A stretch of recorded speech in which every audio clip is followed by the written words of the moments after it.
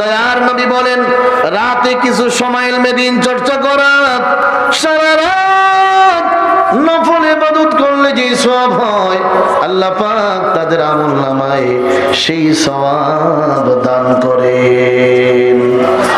আমরা কি করি? টিভি দেখতে দেখতে ঘুমাই, ঘরের মধ্যে কোরআন পড়া হয় না, হাদিস পড়া হয় না, কিতাব পড়া হয় না, টিভি দেখতে দেখতে ঘুমায়। একটা ঘরে ঘর একটা, 4টা রুম, কোন কোন বাসায় এমনও আছে প্রত্যেকটা রুমে আলাদা আলাদা টিভি। শুধু তাই না, কম্পিউটার, ইন্টারনেট, যুবক ভাই বোনের কাছে ফেসবুক, এত পরিমাণে হায়াত থেকে সময় নষ্ট হয়ে যাচ্ছে। ও যুবক ভাই, মা বোন, আমাদের হায়াতের হিসাব কিন্তু আল্লাহর কাছে দিতে হবে। একটা হিসাব বাসায় গিয়ে করবেন আপনি।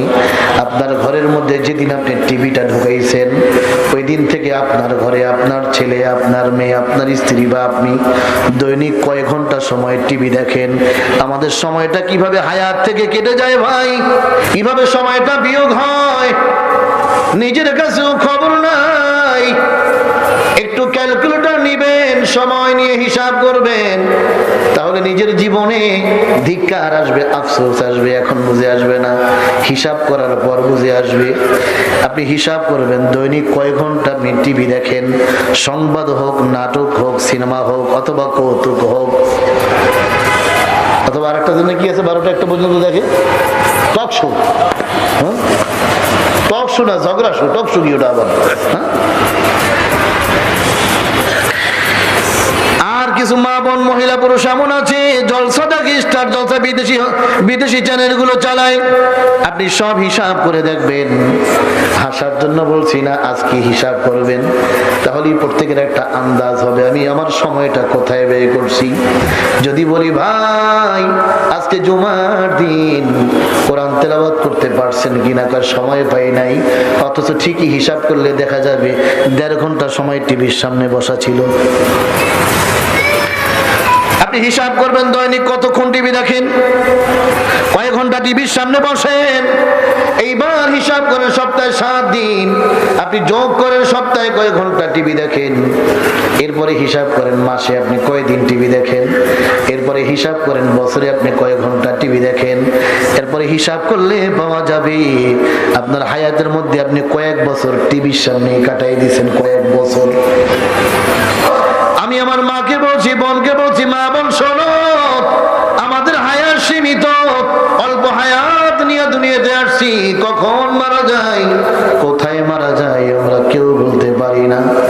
আমরা হিসাব করি আমার বয়স এত বছর হয়ে গেছে, কিন্তু একটাবারে চিন্তা করি না আজকে দিনটা চলে গেল, রাতটা চলে গেল, আমার আপনার কবরের জগৎটা একদিন কিন্তু আগাই আসলো, আমার আপনার মৃত্যুর সময়টা একদিন আগাই আসলো। সেজন্য টিভি দেখা কমাইয়া দিয়া, পারলে বন্ধ রাখবো, সময় কমাইয়া দিয়া বেশি বেশি আল্লাহর জিকির করব, কোরআন তিলাওয়াত করব, কেউ থাকবো না।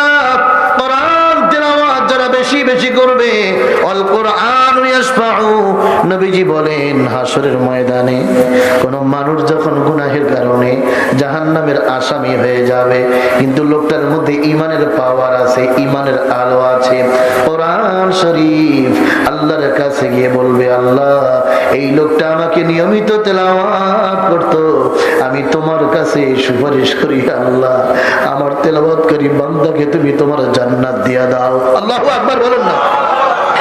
দয়ার নবী বলেন কোরআনের সুপারিশ আল্লাহ কবুল করেন, এই জাহান্নামের আসামিকে আল্লাহ পাক জান্নাত দিয়ে দিবেন।